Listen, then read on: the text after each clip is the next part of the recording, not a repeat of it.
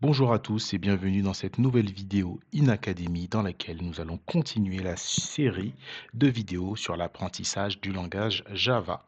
Comme le titre l'indique, nous allons voir les HMAP. Je vais vous expliquer ce que c'est et comment on les fait. Avant de commencer la vidéo, bien évidemment, vous pouvez activer la cloche pour être averti des prochaines sorties de vidéos. Mettre un pouce bleu pour soutenir, mettre des commentaires si vous avez des questions. Je prends le temps de répondre à toutes les questions. Et vous avez le site également inacademy.com sur lequel vous avez tous les cours pour apprendre le développement web, le langage Java et vous pouvez retrouver toutes nos vidéos. Donc sans plus attendre, juste là, vous avez vu, c'était la vidéo sur les arrêts listes. Donc on va continuer avec hop, HMAP. Je vais écrire juste là. Voilà, HMAP. Alors, qu'est-ce que c'est HMAP? HMAP, c'est une structure qui va vous permettre, c'est une collection, ok, qui va vous permettre de collectionner, comme son nom l'indique, euh, des éléments sous forme de clés-valeurs. Alors, clés-valeurs, qu'est-ce que c'est? Clé valeur, ça veut dire que cette fois-ci, ça ne va pas être de manière ordonnée avec des index. Vous savez, sur les tableaux, il y a un index. Ça veut dire que l'élément premier du tableau, euh, ça va avoir, si j'écris par exemple Thomas, juste là, Julie, et ainsi de suite. Fred, par exemple, et ben, le premier élément du tableau, c'est l'index 0. Deuxième élément, c'est l'index 1. Troisième élément, c'est l'index 2, et ainsi de suite, et ainsi de suite. Là, ça ne va pas être comme ceci. Là, ça va être sous forme de clé-valeur. Donc, par exemple, la clé, ça va être le prénom. Donc, par exemple, Antoine. OK. Et la valeur, ça va être, par exemple, son âge. 50. OK. C'est comme ça que ça va être stocké. Euh, donc sous forme de clé-valeur. Pour les réaliser, tout simplement, on va déclarer HMAP. Et là, juste là, vous voyez un K et V, donc clé-valeur. Donc, on va mettre. Et à l'intérieur, on va mettre en fait quel est le type de la clé et quel est le type de la valeur. Donc, on va mettre par exemple string, virgule, integer. Si on prend par exemple en clé le prénom et je ne sais pas, moi, imaginons que c'est un match de basket, pardon, en integer le nombre de points du joueur. D'accord? On va appeler le HMAP, on va l'appeler, je ne sais pas moi, point, et égale new HMAP. Voilà. Donc là, on a fait la déclaration.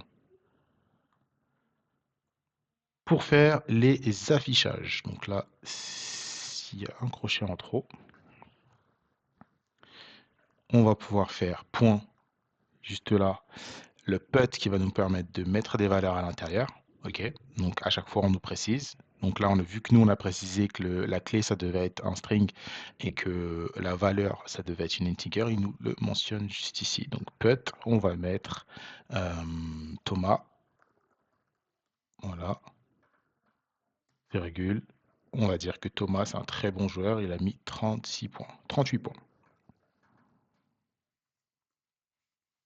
Et si je décide de faire mon système out pour faire un affichage dans la console, donc je vais faire par exemple pour l'afficher avant, vous savez, on passait par l'index. Et là, ça va pas être le cas.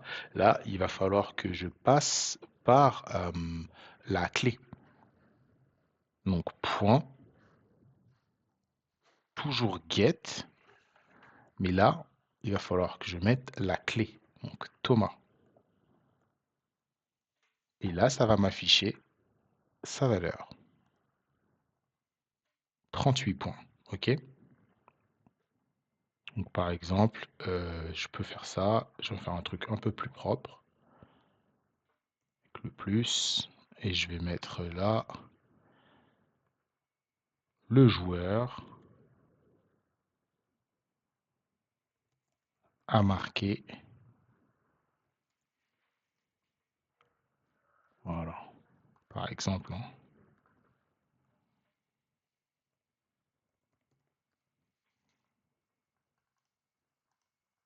là, voilà. Le joueur a marqué 38 points. OK? Je mets l'espace, comme ça c'est un petit peu plus propre. Super, le joueur a marqué 38 points. OK? Donc évidemment, il y a encore d'autres. Vous pouvez utiliser bien évidemment la suppression, le remove. Si je me mets juste là. Vous pouvez utiliser le equals, le clear, le get, le clone. OK? Le remove. Cette fois-ci, ça va être le remove pareil, hein. En fait, à la place d'utiliser l'index, vous utilisez tout simplement la clé. OK? Donc, si je supprime, par exemple, Thomas, mais que je mets, par exemple, put, je sais pas moi, hop, LeBron James, par exemple, qui a 40 ans d'ailleurs, maintenant, juste là. Et je vais mettre un autre système.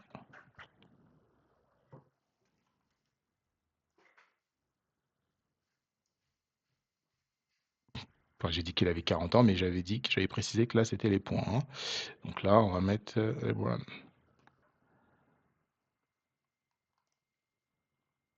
Et je fais l'affichage. Donc, il y a nul. Pourquoi? Parce que maintenant, j'ai vu que j'ai supprimé Thomas. En fait, la valeur n'existe plus, tout simplement. Donc ça, c'était un petit peu pour vous montrer, hein, tout simplement, OK, euh, pour vous montrer comment on supprime. On peut, encore une fois, bah, créer des méthodes, hein, avec if. Et là, on va pouvoir utiliser, par exemple, contain. Ça va être point. Là, il me le propose. Contained case, ça veut dire est-ce que ça contient cette clé-là? Est-ce que cette collection contient la clé, par exemple, LeBron? Donc oui. Donc si ceci est vrai, on demande d'afficher le nombre de points qu'il a mis. D'accord? Ça, je vais le supprimer. Donc si ça contient, c'est censé afficher le joueur a marqué 40 points. Si c'est faux, ça ne va pas l'afficher. Donc ça l'affiche parce que c'est vrai. Et si ça contient autre chose, si je mets par exemple Stephen, là ça va pas l'afficher. Ça ne l'affiche pas parce que ceci est du coup faux. Et si c'est le contraire de faux, là ça me l'affiche bien. OK? Parce qu'effectivement, du coup, ça, quand on met un point d'exclamation devant, là, c'est juste un petit tips pour que vous l'ayez. Ça met l'inverse de ce qui est censé être donné. Donc là, vu que cette phrase est faux, bah, du coup, l'inverse, ça affiche bien ça affiche bien, là, ça confirme que ça, c'est bien faux. OK? Je sais pas si vous avez bien compris. Ça confirme que ça, c'est bien faux. Donc ça retourne true, en réalité. Donc effectivement, il n'y a pas Stephen dans la liste. Voilà. C'est ça plutôt que ça voulait dire. OK? Donc voilà pour les hashmaps. Mais je vais quand même vous faire afficher la liste seule pour que vous puissiez le voir en console. Donc là, on va en mettre d'autres. Je vais mettre put pour les connaisseurs, un petit peu de basket. Je vais mettre Stephen, par exemple. Stephen, il a mis, on va dire, 35 points. Je vais mettre point put. Je vais mettre chèque. Échec, qui a loupé beaucoup de lancers, donc il a mis que 15 points, on va dire. OK? Et là,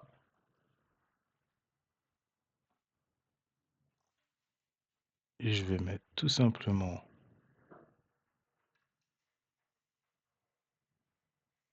les points. Hop là. Et là, vous voyez, LeBron égale 40, Shake égale 15 et Stephen égale 35. OK?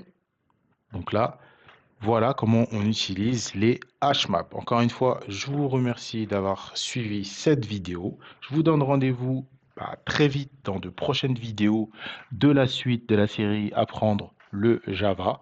En vous remerciant, je vous donne rendez-vous également sur le site inacademy.com pour la suite des cours et pour retrouver toutes les vidéos. Merci beaucoup et à très vite.